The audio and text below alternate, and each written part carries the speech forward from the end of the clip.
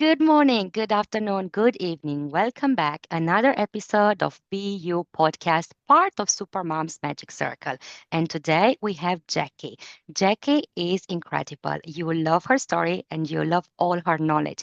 She is an intuitive coach, but she does so many other things. Mastery in mindset, identity shifts, timeline clearing, and so much more. Can't wait to find more from her. Welcome, Jackie.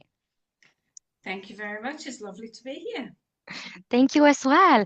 So let's start and tell us a bit about your journey. How did you start with your business? Oh, it's a big journey, so I'll try and condense it for you and make it not so long. So I am originally from the UK. I now live in Perth, Western Australia, and I lived in a tiny ancient village, which is called Winlayton in the northeast of England. But it goes back to Saxon times, and its Saxon name was Winlacton, which means twisted oak. And just outside the village is a witch's circle. And the witch's circle is a big circle of oak trees where the druids and the healers used to go. And so, as a kid, Wow, a nice. teenager, it was one of my favorite places to go. And so I used to go to the witch's circle. Um, and then the river wasn't far from there, so we would go down to the river in that area. And it was the first place I saw, I guess, what would you want to call it? Spirit, a ghost, or whatever. A guy came out of the bushes and he was dressed in 1940s clothing, Wow. I reckon, 1940s, 1950s. And it was very quiet this night as I was down there. It's very much in the country, and there's nobody around. And he came out the bushes and he was about 6'4" and he had a long trench coat on and a trilby hat and things like that, and wide pants and broad shoes. And he came out of the bushes and he walked and looked up a little bit at me, but I couldn't see because his hat was over his eyes. And he seemed to get a bit of a, oh, who's that? As I got, who's that? And then he walked on again and went in the bushes.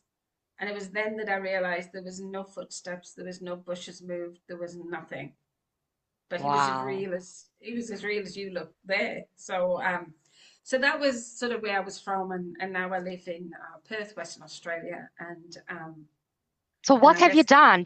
I'm really curious now. What have you done? What was your first step after that particular story? well, I mean, I suppose that was just one of many little things over time, over life.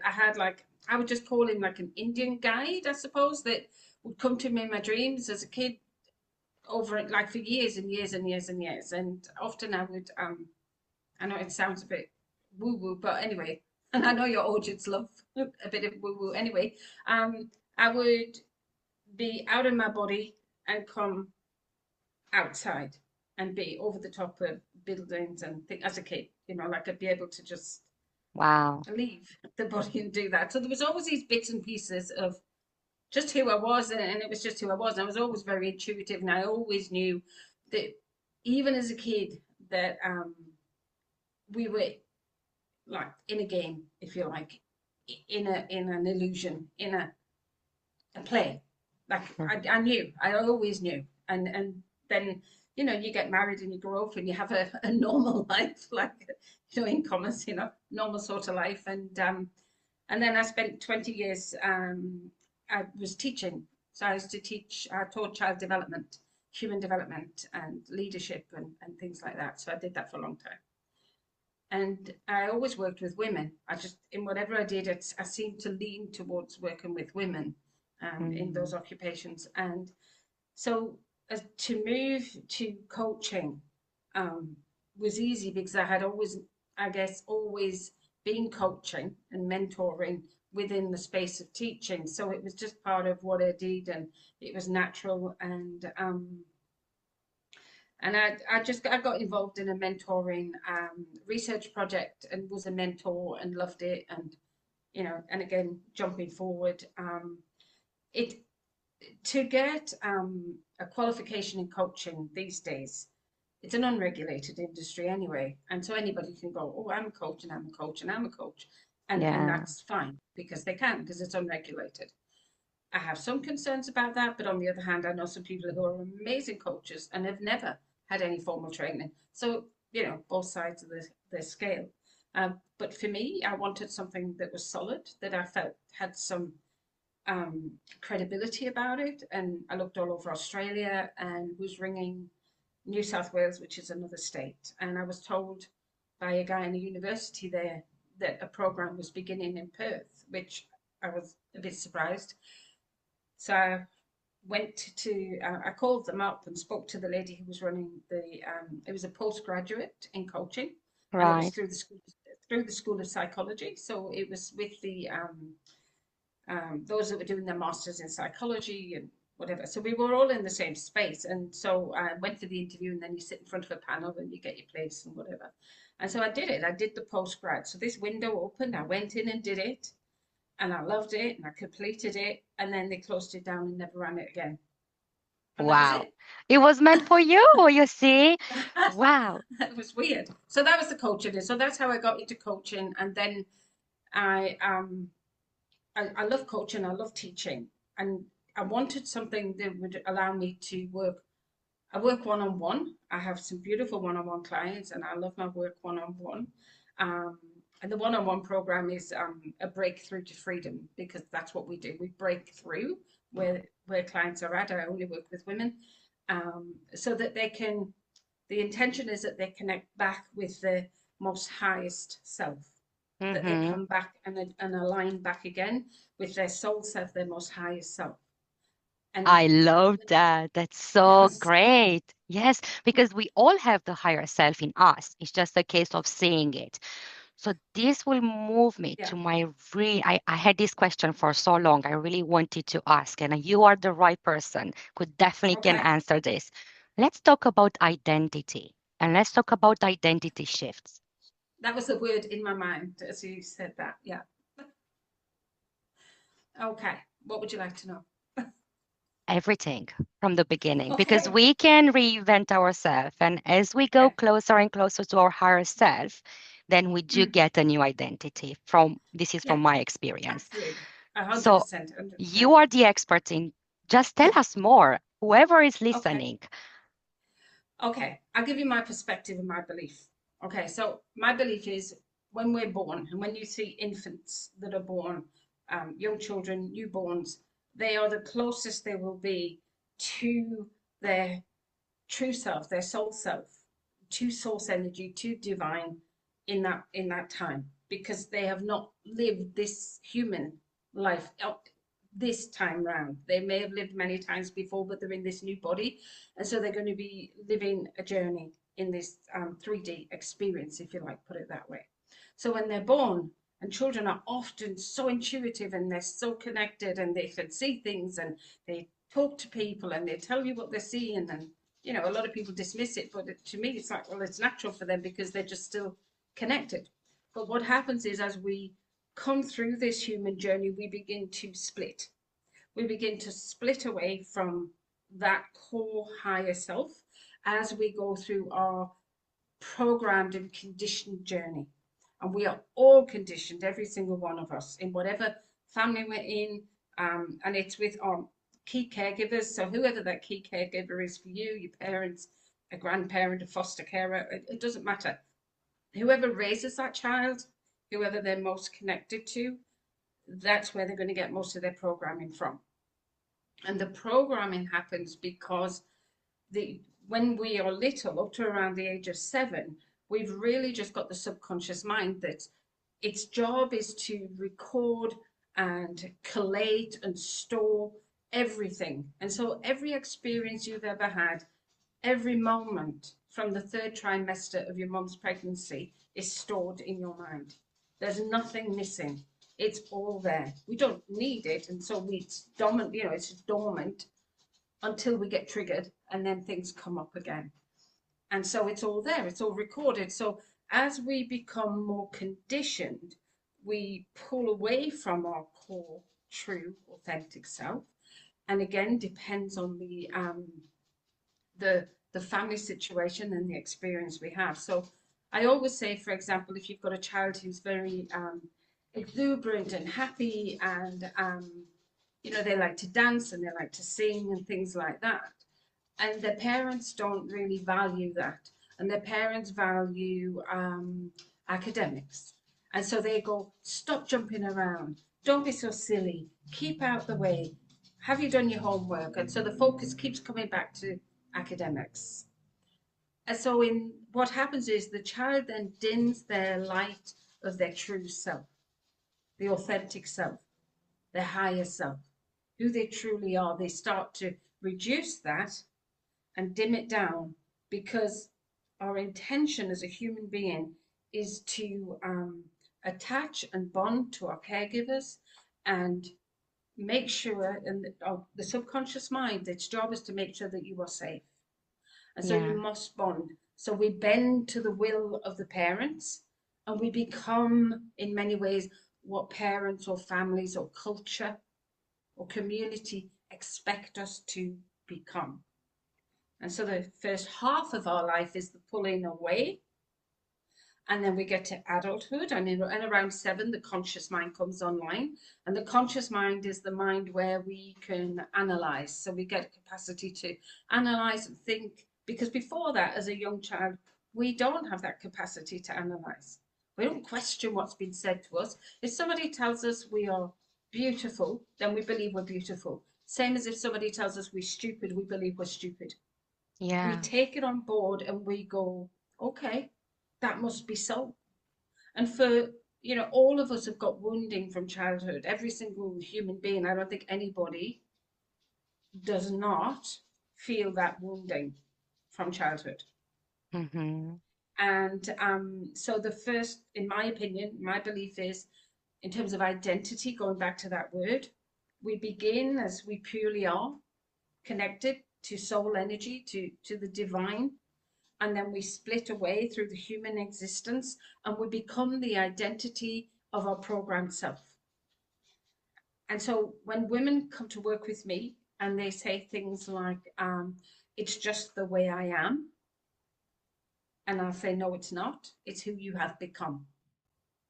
Because they'll say, oh, it's just the way I am. I get upset about that, and I'm too scared to do this, and this really frustrates me or fills me with fear or whatever it might be. And I explained to them, no, it's not. That's just who you've become. And we become, the work is to come back and connect, to come back to that true self. So Yeah. So how do we so do it's, that? how do you do that? I'm just sorry. It's got the okay sign now. I haven't pressed it. I don't want to spoil your recording. Is that okay? Okay, Yeah, sorry. that's okay. That's okay. Okay, sorry. Interruption. Um, That's fine. how do we I'm do all that? ears. So It's just I love the you are a storyteller as well, and you make it to sound. I can tell you've been a teacher, and everything is just. I'm fascinated by the way you explain everything. It's. I think. I tend to, yeah, I work in analogy, so I tend to use lots of pictures, and when I work with clients, I get downloads of images a lot. So I get shown a picture and things like that that help me to explain to the client where I think they are at, and then they can tell me where they are and whether they're not. So anyway, Mhm. so we have this split, this division. So we grow up, we are conditioned, and so our early conditioning goes with us. So if you imagine, this is where the limiting beliefs come from. This is where we get them when we're little. So the limiting beliefs are popped in, let's say, an invisible backpack. So you carry them with you. So you get to, let's say, for example, you're someone who, when you were little, were told to be quiet, keep out the way, don't make a noise, etc., etc. It's not the experience, it's not necessarily what was said to you. And it's not always that parents have said it with an intention to hurt. They just say what they say because it's busy and whatever.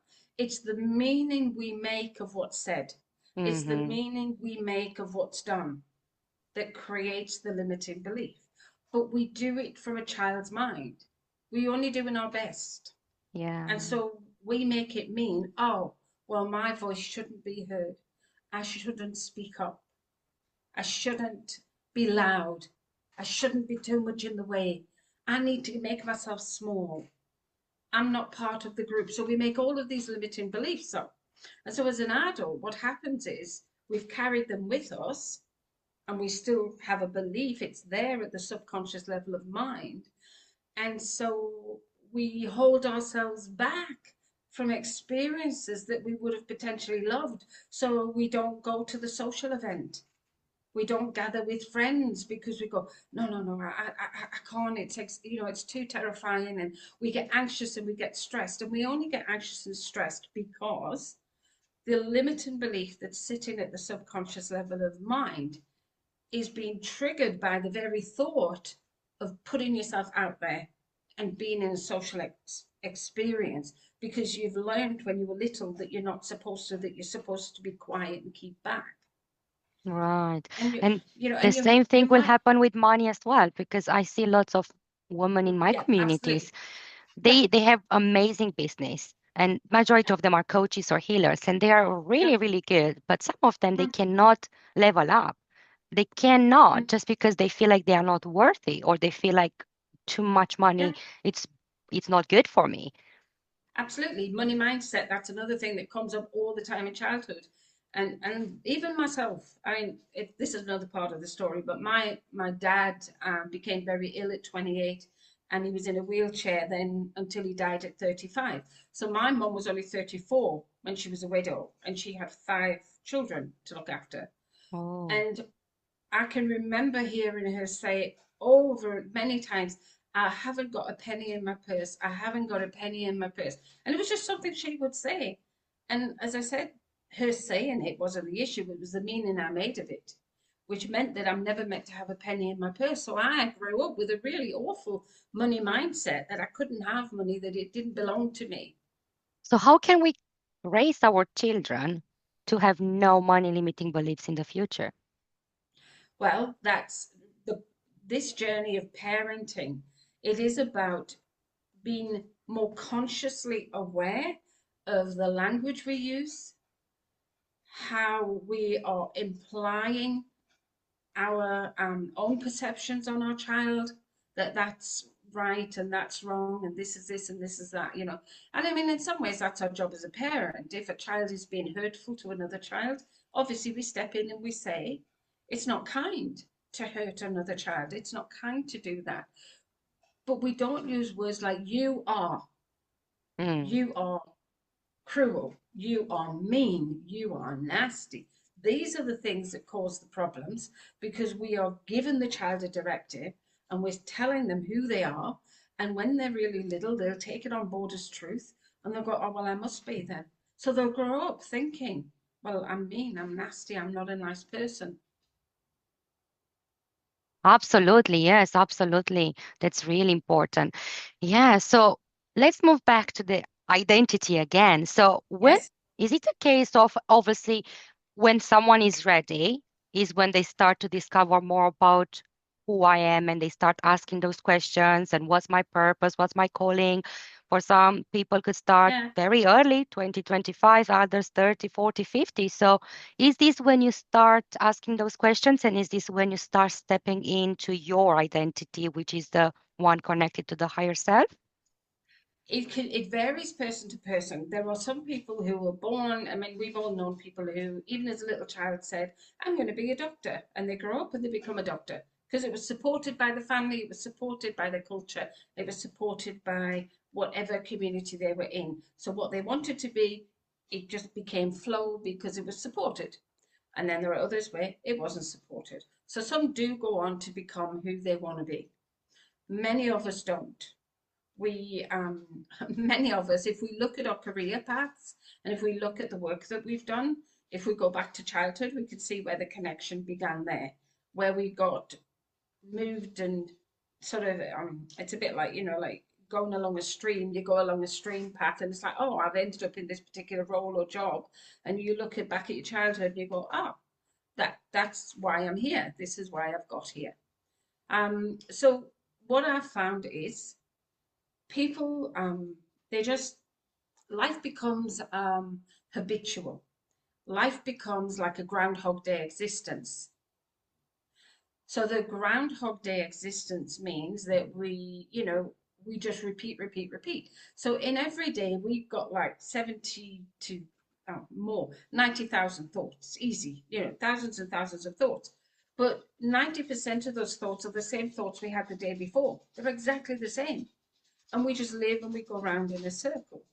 And what Yeah. I found is, for women particularly, is when they reach a particular crisis in their life. So sometimes what happens is they will get to a particular crisis in their life. So something has happened, and it can be a crisis such as an illness. So they might become very, very unwell in their life. I've had women that work with me who have had breast cancer and things like that. And it's when they hit a crisis. So it could be an illness, or it can be something like a divorce. So, or a child being hurt, or whatever it might be. So often in life, we hit these points in life where it causes us to screech to a halt, to become aware through the shock of the crisis. So, as I say, the crisis can be an illness, a crisis can be a divorce, it can be something like moving from one country to another, or whatever. So, it's something big that has a massive emotional impact on us. I've found with women, something wakes us up. So, it's call it that. So, you in some way get woken up, and you suddenly go, whoa, what am I doing with my life? Hang on a minute. I'm not happy. And it Mm. might be you've just woken up in your marriage and went, after all these years, I'm actually not happy. I don't think we are in love anymore. I don't think we've been in love for years, and it's just a habit more than anything else. It's just a habit. And so This is I the find with it, awakening. This is the it's a awakening in a way of well, spirituality when they call it. it's a shock wake up to where we are in life. And for lots of women, particularly women in their 50s and over, in that age bracket, they become, single parents sometimes, 40s, 50s onwards, single parents. And they also become empty nesters. Mm-hmm. And this becomes a shock to the system. So when they reach that particular point in time, they become in this they get like an awareness, so it's that, or it's an illness, so something happens which wakes them up, or they Mm-hmm. just become disillusioned with their life, and they ask the question, who am I, and how the hell did I get here? That's Mm-hmm. the common questions that they come to me with. I don't know who I am anymore. I don't know who I'm meant to be, and I don't know what I'm meant to be doing with my life. So those are the common statements and questions that women say to me. And And then they and some start working with you. They start working with you. They start discovering again who is Anna without the kids, without the husband. Who is she? Like really yes, deep, deep. And is it okay to have a new identity and another one and another one? Because we do wear so many different oh, hats. And that's okay, always, right? always. I have something calling me. Can I go? I'll Yeah, be of back in course. 1 minute. All right.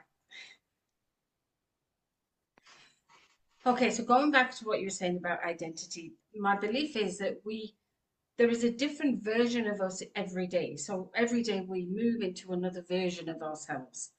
And our identity changes over time. And when we get to that point, as I say, many women have the same question, who am I and how the hell did I get here? They just have this real moment of what the heck?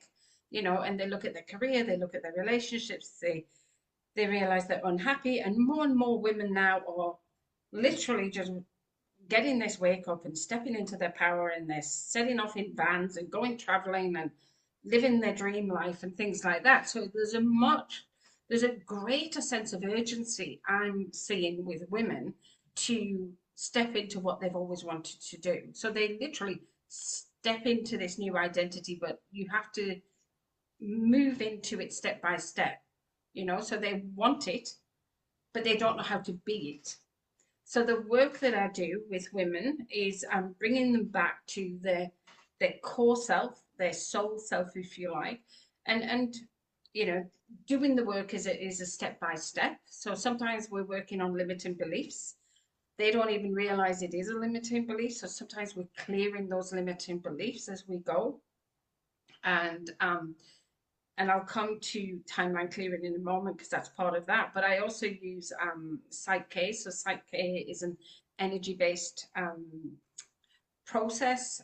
Some people say energy-based psychology, but it's just an energy-based process where we work with the subconscious mind and we connect directly with the subconscious mind. And what we can do with Psych-K is we can erase the old limiting belief of, I'm not worthy or I'm not enough or whatever. And then the client, the woman, gets to choose what is the belief I want instead, Right. and then we replace it with that belief. Because in order to change your identity, you have to begin with the thoughts. Your thinking. So if you, girls and women, obviously, because girls grow into women, we use language a lot more than men, even from a very, very young age. It's our way of connecting, communicating, expression. Boys tend to be use more physical ways of showing each other how they feel and whatever. But we use our language. And so, because our language is really, really strong generally for women, our internal narrative is very, very strong. Yeah. And And we our don't even thought, realize it's so important until we spend some time and really have a look. What are you telling yourself? What sort of yeah, thoughts you have? Like you said, 90, was it 90% of them? They are on repeat? 90%. It's the same. It's the same, same, same. Just repeat. That's So, crazy. and when, I mean, I do workshops as well. So I work with corporate groups and I work with teams and leaders and groups. And one of the questions I ask the women to reflect on is, before you left for work this morning, and you looked in the mirror and you brushed your teeth or you did your hair, go into your mind and write down how many things you said to yourself that were negative, and the amount of things and the horrific things these women were telling themselves. And they do, and it's awful. And they It is. just say the nastiest of things to themselves. And so when they do that, they are creating an identity who's in sadness, who is in low energy, low vibrational energy, because every word we use has power and energy. And so when we use, when we have this repetitive internal narrative of, oh, you're useless. Oh my God, look how fat you are. Oh, look at your face. Oh, your hair's a mess. And it's constant. But we don't know we're doing it until we start to get aware. And so the first step working with women is to help them to become more consciously aware of their language, their internal narrative and their external narrative, their ability to accept a compliment, because often, oh, this old thing, oh no, it's, somebody will say, I love that dress on you. And the woman goes, this old thing, oh, no, it's nothing much. It was just, and we kick it back because we don't feel worthy. Yeah. And so it's a learning to soften and to say, thank you. I appreciate that. That's it. And it's learning to change our language, and it's learning in the morning to look at yourself and say, I love you. You're doing really well. Your dress looks great. So we become our own best friend. And part of this becoming aware is a slowing down of the manic, busy mind, because we carry a lot. We carry everything within the home often, for children, for husbands, for the food that needs to be Yeah. prepared, the shopping and all of that stuff. So we have an overwhelming amount of things in our mind that we are managing, which is very different to most men. They go to work, but they don't manage the house. We're always managing everything up here, always.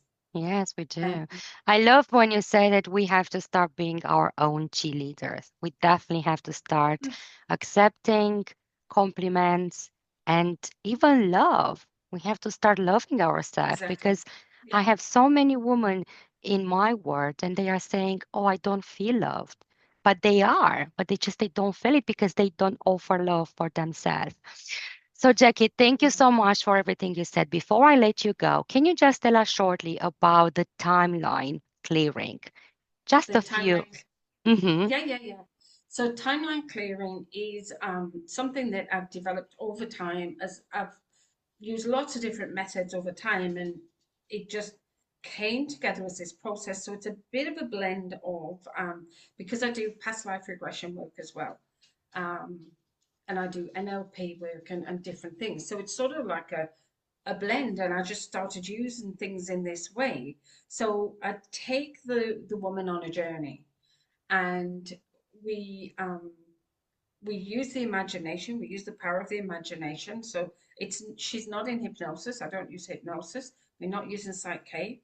She is aware, but she goes within the mind. So we quieten the mind, and she goes within. So it's like a semi-trance state. I suppose she's very quiet, but she's very very aware.